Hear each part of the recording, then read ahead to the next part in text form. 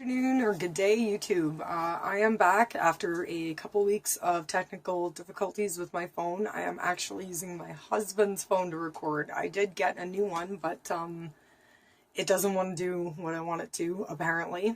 I can't zoom in or out with it, so I don't know what's up with that. So I'm going to be recording from this for a while. I'm looking into the stationary stuff now. So anyway, for this week's video, I have chosen some of my favorite books. That suggestion was from Beanie Girl, I'm pretty sure it is. Thank you for that. So I guess I have notes today. Sorry, I had to sit down and actually write out notes. And for when I should probably stop talking because I don't want spoilers.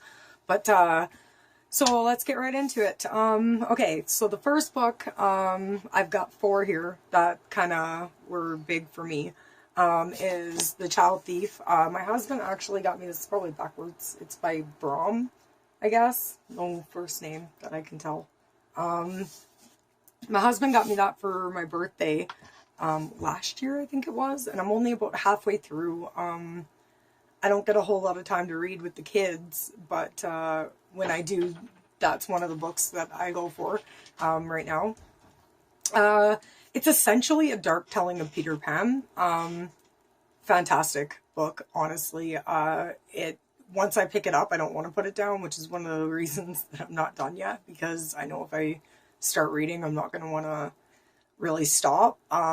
So I'm going to not say anymore. Again, I don't want really too many spoiler alerts, but like I said, dark telling of Peter Pan, very, very good. The next, it's more of a series, is, and I'm sure some of you guys have heard of this series, is the Sword of Truth series. Now, the book that actually got me into it wasn't one of the original books. It was an aftertelling, Dead of Bones. I read this in a night. I was maybe 16 at the time. One of my friends recommended it to me, and it was just, I had to read the series. I'm actually reading Confessor right now. I'm a couple chapters in. Like I said, I like to read a few things at a time, at the same time, so I can kind of break up what I'm putting in my head. But yeah, so I read that. It was hard to choose one book from that series. But if I had to choose one, it would be that one, because that was the original one that got me into the whole... Actually, I have named my dog... The main character in this is Zedekus. I have named my dog Zed. Like, I love these books. They're fantastic. I think there's 8, 9, maybe. And I think he ended up writing some more. The Law of Nines, I own it. And it seems like that's going to be part of that story. But I don't know yet, because I haven't gotten that far. Again, still on Confessor, which is the last book of the series, I think.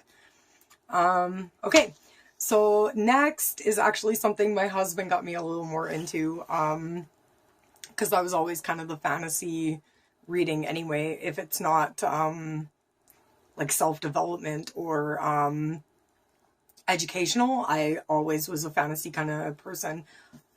Dragonball. Now this is a manga. It's actually read backwards. It's very weird, because yeah, it took me a long time to learn how to read these. They're like comic books, essentially.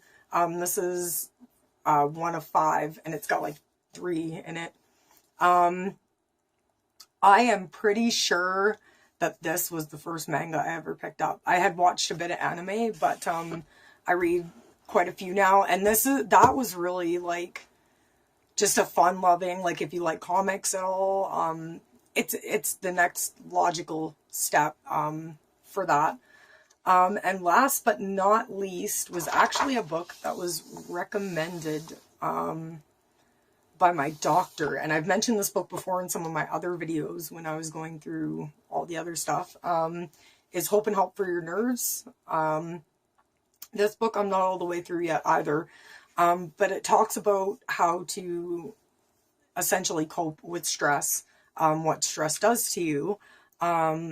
It teaches you to essentially identify what is happening in your head and your body when you have panic attacks or you're stressed out or depressed. It talks about guilt and sorrow and like all the different reasons you'll be stressed out, how to identify what's happening to you, how some ways to maybe cope with that. I thought that this would not be a proper book review if I didn't put at least one self-development book on there. I've read a few more, not a whole lot in the last little while. But this is essentially, and it was tough because I enjoy other series and books too. I'm a big V.C. Andrews fan. That was very good. I didn't like the movies so much, so. Anyway, so I guess that's about it for my books.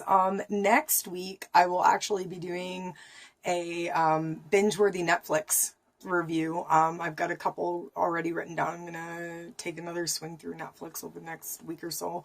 I'm hoping to have that video up Sunday or Monday, because that was another suggestion. I don't have a lot of like Hulu, stuff like that. I'm sorry, I cut the cord like 3 years ago, I think it was, and internet, Netflix, YouTube. That's it.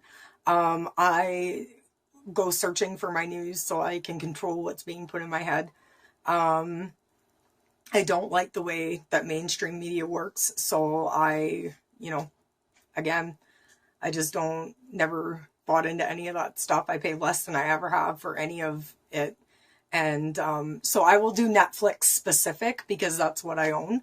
And like I was saying last week, if you guys have any suggestions about anything you want to see me talk about, put it in the comment section. If you like my video, feel free to like, share, subscribe, and we'll catch you on the flip side.